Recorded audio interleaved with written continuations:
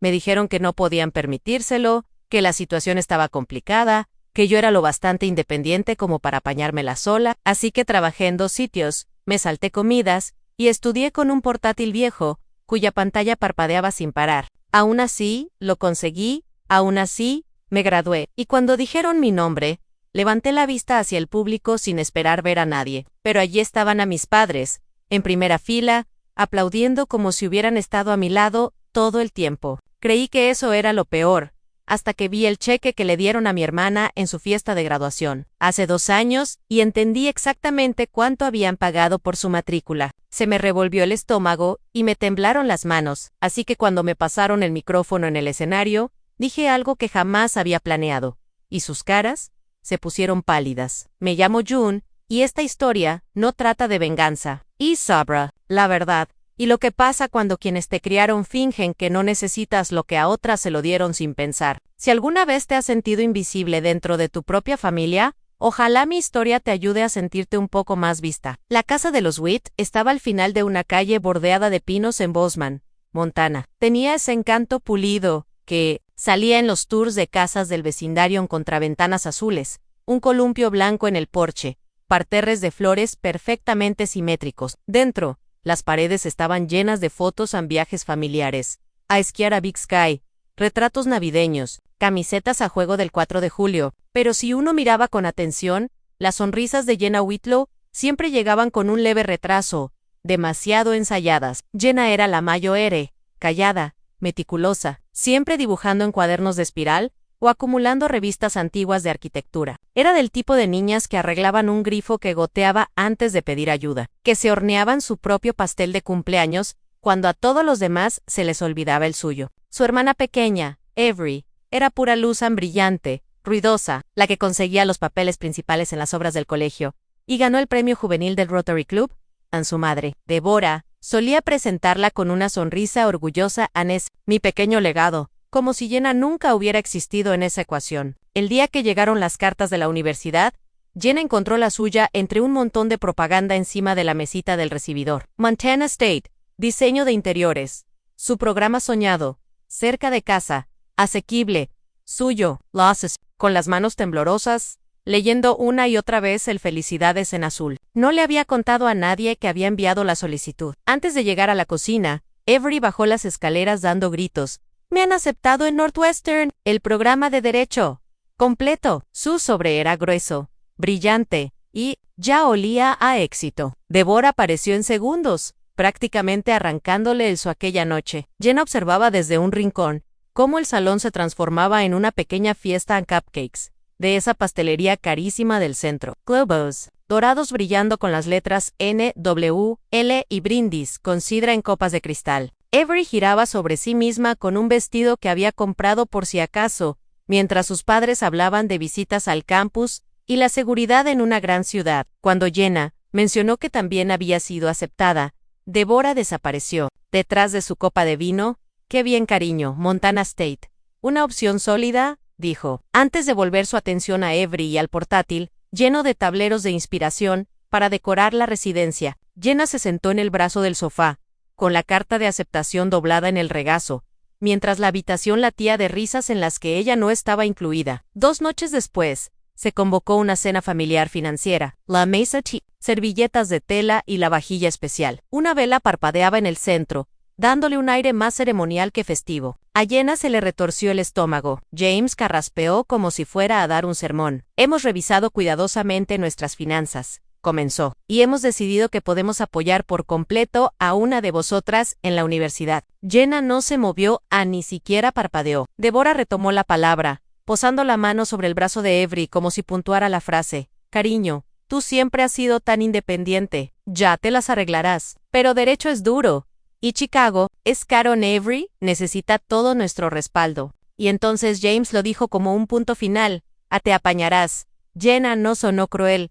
Eso fue lo peor. Lo dijo con la misma naturalidad que pásame la sal. Avery miró su servilleta. Deborah asintió con aprobación. Jenna forzó una sonrisa, un leve temblor en la comisura de los labios. Vale, dijo suavemente. No habló más durante la cena. Nadie se dio cuenta. Aquella noche, en su cuarto, donde la única decoración era un póster de edificios de la Bauhaus. Jenna se quedó mirando el techo durante mucho tiempo. Luego abrió su portátil, cuya bisagra crujía como una articulación vieja. Tenía cinta americana. La barra espaciadora se atascaba si la pulsabas fuerte. No le importaba. Pasó horas navegando por webs de becas, fundaciones comunitarias y bases de datos de ayudas. Creó una hoja de cálculo con códigos de colores. Copió su mejor ensayo en un nuevo documento limpio. Luego, sin pensarlo, creó una carpeta en el escritorio. El nombre era claro y directo. Anne solo para mí. Y por primera vez en su vida, Jenna Whitlow empezó a diseñar un futuro que no necesitaba el permiso de nadie. La lluvia en Moscú, Idaho, no era suave. El día que Jenna Whitlow llegó, caía como si tuviera un propósito. Fría, lateral y decidida. Bajó del Greyhound con bolsas desparejadas, un rollo de cinta asomando por una de ellas, y un portátil abollado pegado al pecho como un escudo. Nadie la esperaba, en nadie se despidió. Solo ella, y un taxista que gritaba algo sobre estudiantes de primer año y mal tiempo, mientras lanzaba sus maletas al maletero. Su residencia era una construcción antigua de ladrillo con un canalón torcido y ventanas empañadas por dentro. La Habitation 214 tenía un lavabo oxidado, un colchón vencido y un radiador que solo funcionaba si se le daba un golpe preciso. Metió un calcetín viejo en la rendija del marco para cortar la corriente de aire y deshizo la maleta en silencio. No había paquetes con comida, ni notas escondidas en su bolso. Solo una factura de matrícula doblada que le revolvía el estómago cada vez que la veía. Al final de la segunda semana,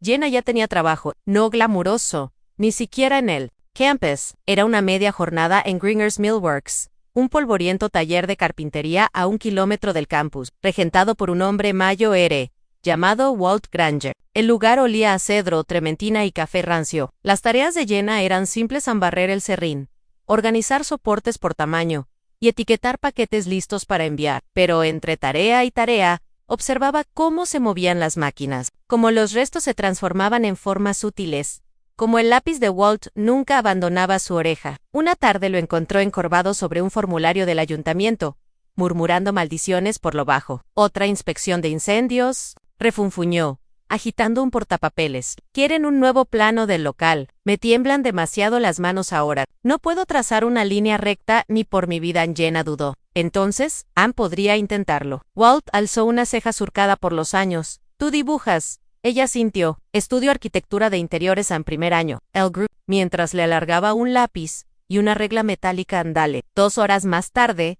deslizó una hoja sobre su escritorio. Líneas limpias, salidas señalizadas, todo hecho a mano y a escala. Walt la observó un minuto entero, antes de soltar un silbido bajo.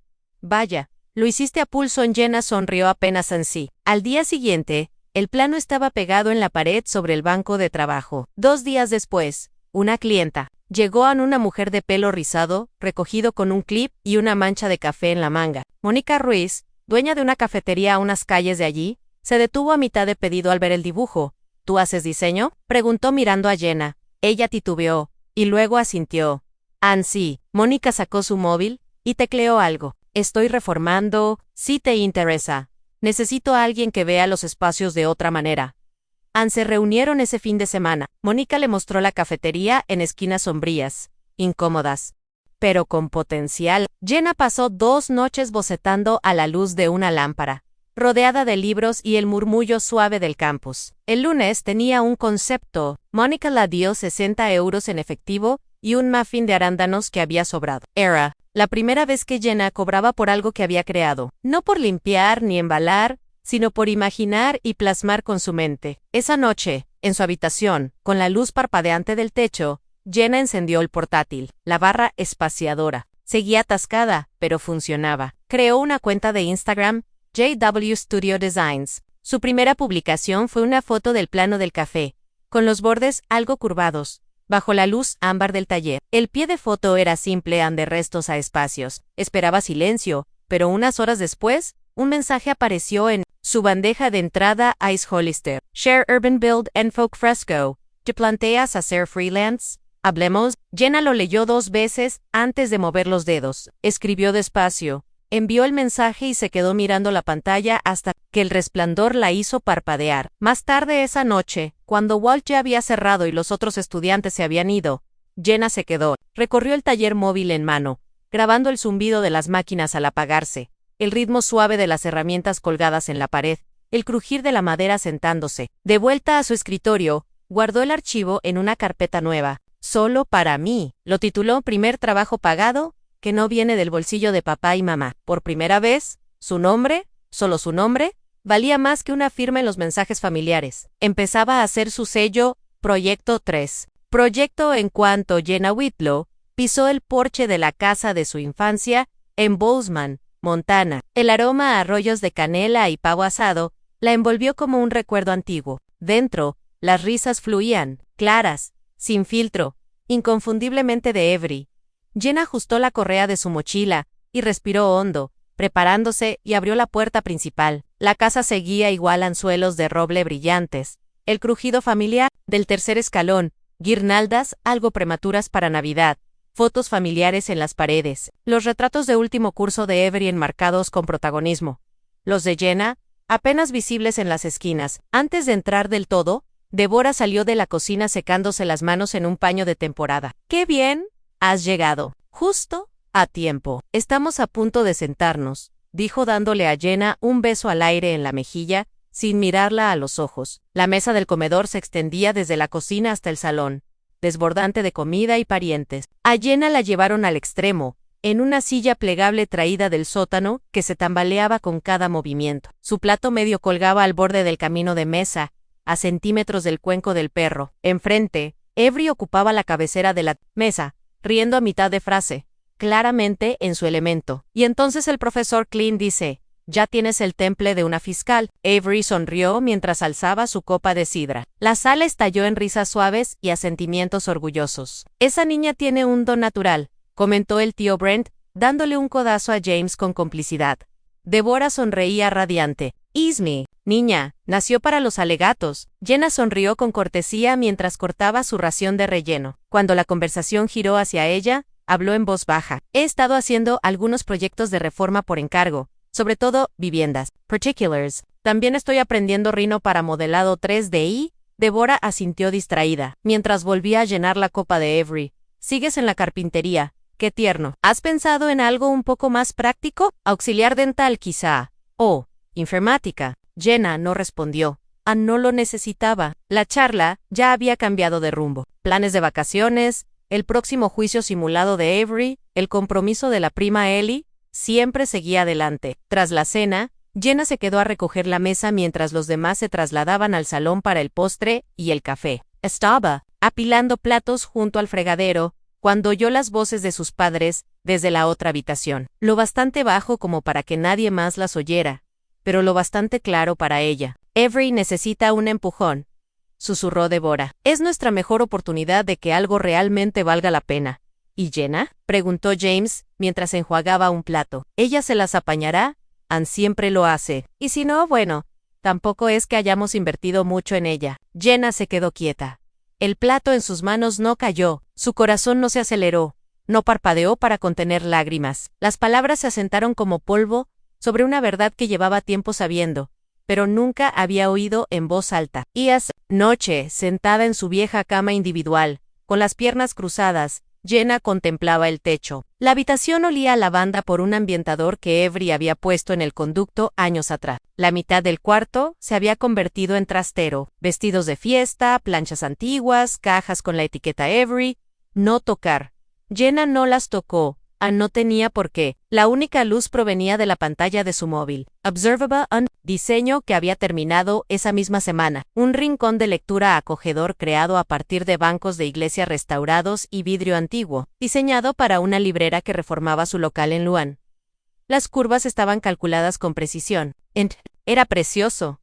Era suyo. Adjuntó el archivo a un correo dirigido al arquitecto que la había contactado semanas atrás. Uno de esos desconocidos que valoraban su trabajo, y no solo su nombre. Asunto en nuestra nuevo diseño, JW Studio. Queer Pop, que no tenga patrocinador, pero tengo claridad. Dime si encaja con lo que necesitas. Pulsó enviar. Luego dejó el móvil boca abajo y se tumbó en la cama. Afuera, el sonido de las risas y los cubiertos entrechocando llegaba desde el piso de Abut, ecos de una celebración a la que nunca había pertenecido del todo.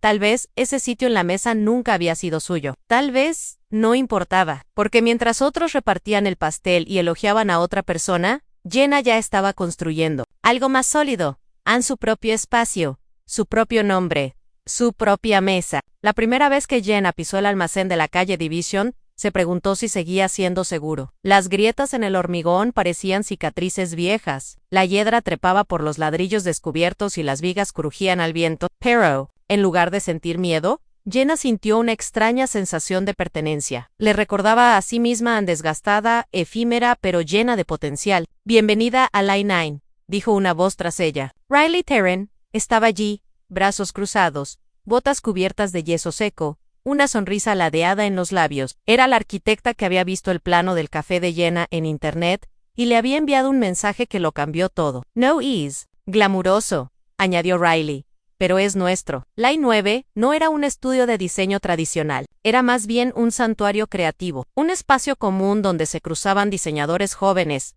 artistas y estudiantes de arquitectura. El lugar olía a serrín y café negro. Maquetas de contrachapado se apoyaban contra paredes descascarilladas. Sillas desparejadas rodeaban una mesa larga con más salpicaduras de pintura que madera visible. Jenna era la más joven, la última en llegar, pero tenía algo que muchos no. Había trabajado por cada euro que tenía, y esa fuerza daba a sus diseños un latido que otros no podían fingir. Su primer encargo con el equipo fue un rediseño para la biblioteca pública del East Side, una sucursal olvidada en uno de los barrios menos atendidos de Spokane. La mayoría del grupo proponía diseños relucientes, cristal moderno, estética pulida. Jenna no dijo mucho. En cambio, recorrió la biblioteca sola, tomó fotos de las vigas viejas, de la luz colándose por las ventanas sucias, de las baldosas resquebrajadas con tonos de los años 50 Nosen. En la siguiente reunión, desplegó su diseño a mano. Un dosel de vigas recicladas enmarcaba la sala de lectura. Lámparas hechas con botellas de vino arrojaban una luz cálida y salpicada, como el sol filtrado entre hojas. Lo llamó una biblioteca para pertenecer. Riley observó el concepto en ¿silencio? ¿Esto lo hiciste a mano? Jenna asintió, preparada para la crítica. Pero Riley solo señaló el papel honesto. Esto es por lo que existimos. Unos días después, el equipo volvió al lugar. Caminaban por el perímetro. Un hombre con chaqueta de pana y botas de cuero gastadas cruzó las puertas dobles. «¿Line 9?» preguntó Anne. «Oído hablar de vosotros». Era el profesor Harlan Beck, de la Escuela de Entornos Construidos de la Universidad de Washington. Había oído hablar del enfoque colaborativo de Line 9, y vino a comprobar si era real. Mientras rodeaba la maqueta de Jenna se detuvo. «¿Quién diseñó el sistema de iluminación?», preguntó. Jenna levantó la mano. «Jenna Whitlow, licenciatura, en la Universidad de Idaho». Él la miró un momento. ¿Has pensado en investigar sobre reutilización adaptativa? Tenemos un proyecto en One que necesita una nueva mirada. Aquella noche, Jenna escribió una palabra nueva en los márgenes de su cuaderno de bocetos, algo que no se había atrevido a nombrar en mucho tiempo posibilidad. Las semanas siguientes se diluyeron entre madrugadas y jornadas eternas. Jenna alternaba entre reuniones en el estudio, encargos por su cuenta y un intenso trabajo de investigación a tiempo parcial para el proyecto de revitalización urbana de Beck. Aprendía no solo a trazar líneas más precisas, sino a mantenerse firme en ellas. Entonces, una tarde de miércoles, Riley entró corriendo al estudio con un boletín municipal doblado en la mano. «Rediseño del Centro Cívico de Spokane», dijo sin aliento. «La ciudad prioriza la visibilidad. Están aceptando propuestas aun cuando se anunció que se aceptarían propuestas de equipos comunitarios». Una oleada de entusiasmo recorrió la sala. Por un instante, Jenna se quedó inmóvil. Conocía bien ese edificio, el Centro Cívico. Era Dond. Trabajaba su padre, James Whitlow, en el Departamento de Mantenimiento y Operaciones. Un lugar donde, probablemente, su nombre jamás había sido mencionado, ni en reuniones de diseño, ni en charlas de ascensor, ni en las conversaciones informales del comedor. También allí había sido invisible, no dijo nada. Cuando llegó el momento de elegir a la persona que lideraría el proyecto, no hubo discusión. «Propongo a Jenna», dijo Riley sin dudarlo. Jenna se plantó ante el comité de evaluación con nada más que una maqueta de cartón, pluma rotulada a mano y texturas de materiales reciclados. Su voz no tembló. Su propuesta no era ostentosa, era sincera, pensada desde la comunidad, con materiales reaprovechados, rutas pensadas para familias, no solo para la funcionalidad. Otras 3 empresas llegaron con presentaciones animadas y PowerPoints tan pulidos que podrían haber estado en un evento tecnológico. Pero el diseño de Jenna contaba una historia, una de esas que no necesita efectos especiales para calar. Al final de la sesión, el comité eligió su propuesta, no por ser la más vistosa, sino porque reflejaba el alma de Spokane, respetaba lo que ya existía y le daba espacio para respirar. Esa noche, en Line 9, Jenna se sentó frente al resplandor. The Soup abrió el diseño, revisó los márgenes y escribió el título. Debajo, en negrita, añadió J. Whitlow, diseñadora principal. Esta vez, su nombre no le pareció prestado ni una carga. No era una herencia de un árbol genealógico que nunca supo qué hacer con ella era merecido. Era el inicio de algo duradero. La llamada llegó un domingo brumoso, justo cuando el sol empezaba a teñir el cielo sobre Spokane. Jenna no estaba tratando de escuchar, pero el pasillo junto a la cocina de sus padres siempre amplificaba los secretos. Reconoció la voz de Avery, temblorosa, insegura, más fina de lo habitual. No sabía que el trabajo estaba plagiado, dijo. Lo están llamando mala conducta académica. No fue mi intención. Jenna no necesitaba más. Kenosha is. Tonoan lo había oído 1000 veces mientras crecía. Cuando Avery distorsionaba la verdad, y sus padres la retorcían aún más para que encajara en una historia aceptable. A la hora de comer, el relato oficial ya estaba montado. Deborah se colocó al frente de la mesa, dándole vueltas al asado como si estuviera en un programa de cocina. Avery ha decidido tomarse un semestre de bienestar, anunció con una sonrisa tranquila. Está priorizando su salud mental. James asintió y añadió solo una pequeña pausa. Nada preocupante. Seguimos creyendo en su potencial, Jenna. No dijo ni una palabra, solo observó cómo todos asimilaban la noticia en silencio. Cómo hacían con todo en esa casa, a su manera. La verdad, por supuesto, era más simple y menos elegante. Avery había sido pillada entregando un trabajo escrito por otra persona. Fue una decisión torpe y perezosa, y el Comité contra el Plagio no tardó en imponerle una suspensión para el semestre siguiente. Su expediente perfecto se había agrietado. Su brillo de hija ejemplar se apagaba bajo el peso de sus propios atajos. Mientras tanto, el mundo de Jenna avanzaba en sentido contrario, no de forma espectacular, pero sí constante. Acababa de regresar de un seminario impartido por el profesor Heron Beck, donde presentó una propuesta sobre mobiliario público, modular y sostenible, una mezcla de materiales reutilizados y funcionalidad urbana, una idea que se le ocurrió durante sesiones nocturnas de dibujo en Line 9 y largos trayectos en autobús por barrios olvidados. Se encontraba ante un panel de arquitectos y planificadores urbanos, explicando cómo cada módulo podía adaptarse a las necesidades comunitarias, espacios para descansar, refugiarse, reunirse, sin adornos, solo funcionalidad y calidez. Tras el turno de preguntas, uno de los jueces se inclinó hacia ella. ¿Ha solicitado la beca de diseñadores del noroeste? Jenna parpadeó. No creía que cumpliera los requisitos. ¿Sí? Los cumples, respondió él. Y si te seleccionan, cubre toda la matrícula del último año. Asintió lentamente, aún atónita. No se trataba solo del dinero, aunque esa parte importaba más de lo que quería admitir. Era que alguien valoraba su trabajo, alguien fuera de su familia, fuera de su mundo. El fin de semana siguiente volvió a casa, donde sus diseños seguían siendo invisibles. ¿Para Line Novi? Preguntó James sin levantar la vista de su puré de patatas en el centro cívico. Es donde trabajo. Supongo que es solo una iniciativa de participación, para que los estudiantes practiquen planificación. Buena experiencia para ti. Las palabras no eran crueles. Eso las hacía peores. Venían disfrazadas de ánimo pero empapadas de condescendencia, como una palmadita en la cabeza que decía no te emociones demasiado. Jenna sonrió levemente. Como siempre, ya sabía transformar esas dudas en combustible. Devolta en su piso en Spokane.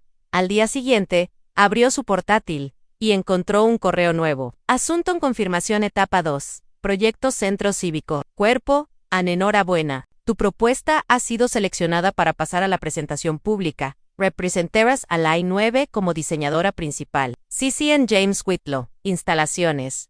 Notificación de supervisor interno. Lo leyó 2 veces. Luego otra más. No era solo un hito. Era la primera vez que su padre tendría que saber de su trabajo.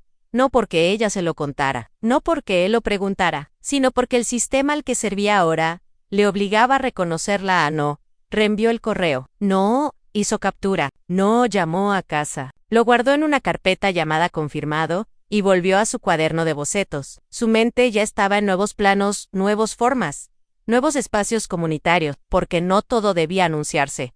Algunas victorias no se celebran, ladrillo a ladrillo honestos. Entonces se giró hacia el podio como si no la hubiese visto jamás. Cuando pronunciaron su nombre, Jenna se levantó. No llevaba tarjetas con apuntes, no las necesitaba. Caminó hacia el micrófono. Respiró tan suavemente que solo ella pudo oírlo, y empezó, no con halagos ni agradecimientos formales. Este edificio, dijo con voz firme, me crió más que mi propia casa. La sala quedó en silencio.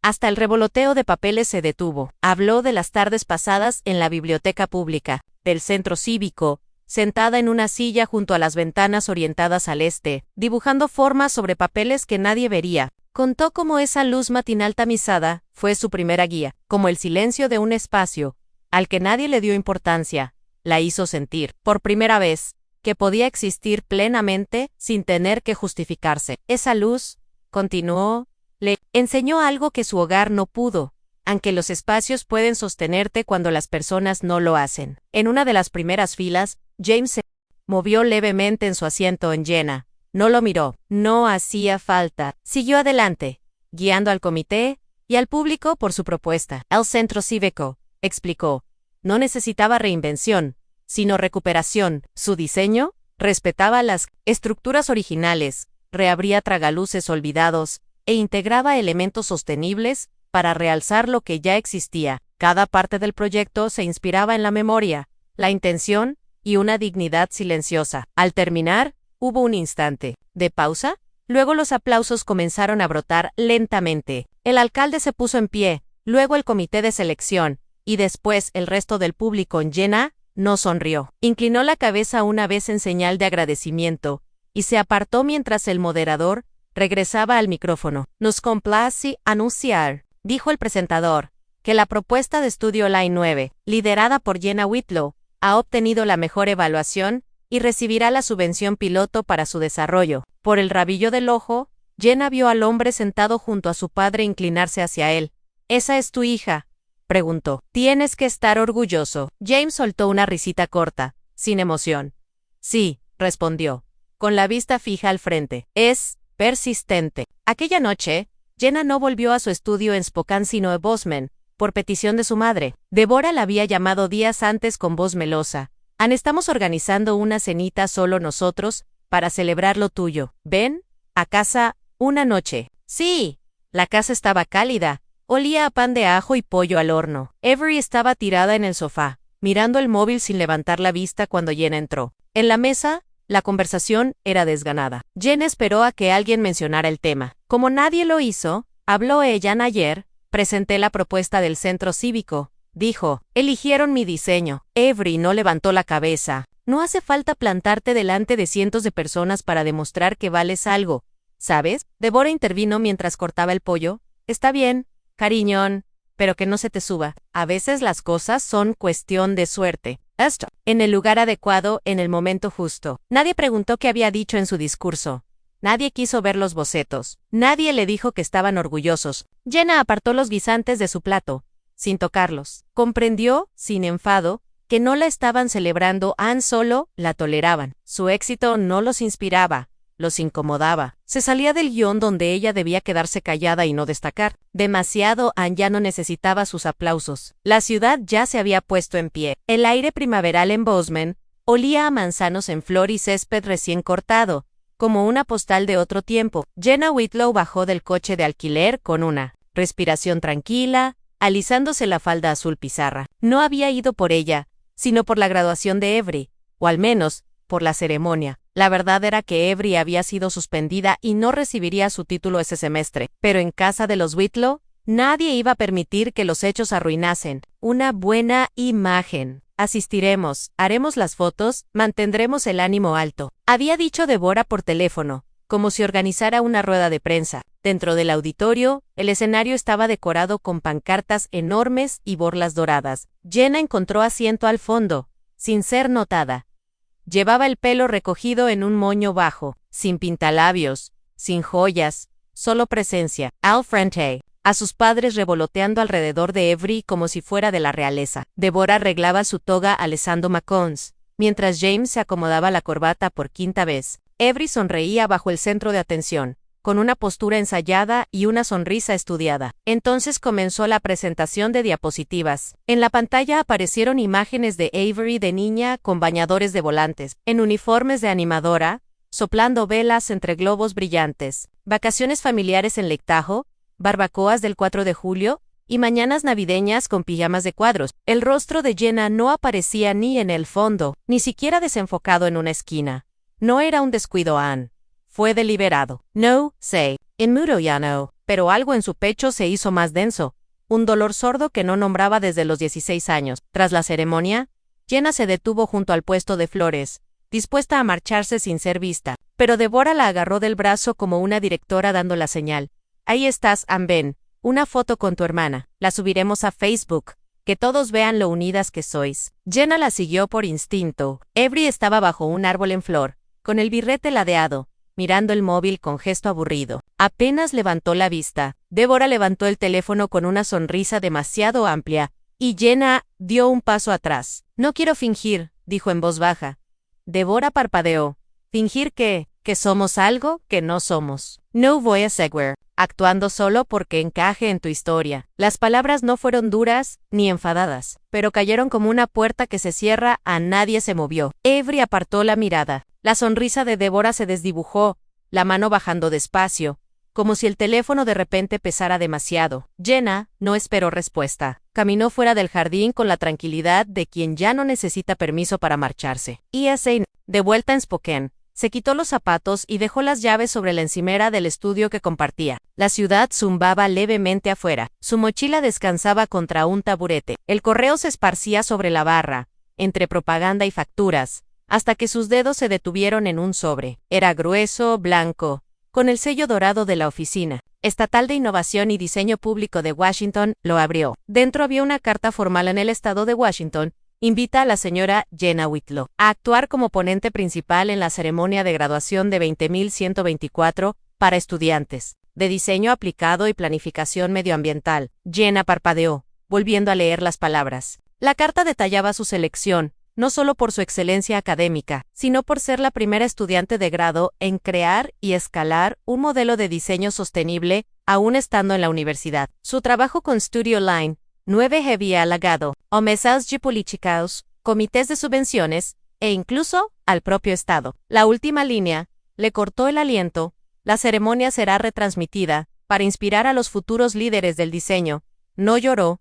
No mandó mensajes. No llamó a su madre. Se sentó al borde del sofá con la carta en el regazo y dejó que ese instante se le instalara dentro, como la luz que entra por la ventana. Nadie en Bozeman necesitaba que se lo contaran. Lo verían no en un pase de fotos familiares, sino en televisión en directo, donde incluso James Whitlow, sentado en ese mismo sofá de siempre, brazos cruzados y el mando en la mano, tendría que ver a su hija hablar. Y esta vez, no podría apartar la mirada. El salón cívico de Glenedge zumbaba como una colmena en primavera. La luz se colaba por altos ventanales arqueados. Las cámaras grababan en silencio desde el fondo. Cientos de estudiantes esperaban, con toga y birrete. June Whitlow estaba justo detrás del telón del escenario, serena pero firme. No estaba allí por atención. Estaba allí porque se lo había ganado sola. La voz del presentador cortó el murmullo. Nuestra oradora principal y ganadora del premio a la innovación aplicada, June Whitlow.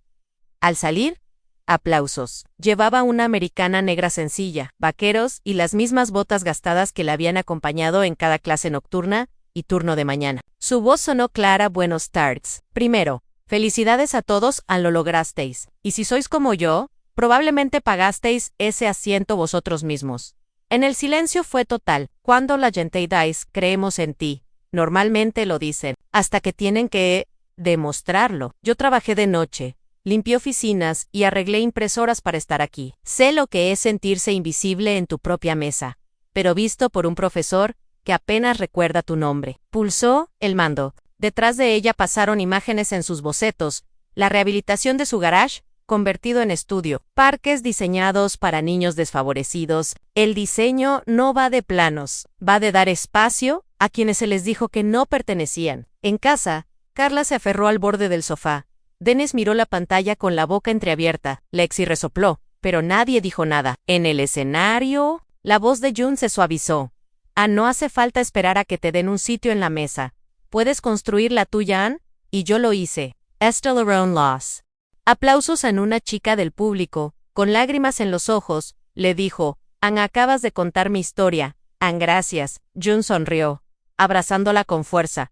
Ya no eres invisible. Al día siguiente, June recibió una llamada de Carla en cariño. Su voz empalagosa y tensa. Vamos a hacer una cena familiar para celebrarte. Dennis intervino torpemente. Dejemos atrás el pasado. Todo fue un malentendido. June esperó, y luego respondió, Ann, iré, pero vendré con alguien. Y se sienta en la mesa. Hubo un silencio. Por supuesto, respondió Carla rápidamente. Esa noche en Winston-Salem, June entró vestida con un traje azul marino junto a Ava Reyes, socia y quizá algo más. El aire de la casa parecía preparado, la mesa impecable. Lexi apenas levantó la vista. Dennis se lanzó al pequeño parloteo sobre los proyectos comunitarios de June, insinuando futuras colaboraciones. Tenemos contactos en el ayuntamiento. Podría ayudarte a crecer, sugirió. June sonrió con cortesía. Somos cuidadosas con quien nos asociamos. Carla alzó su copa.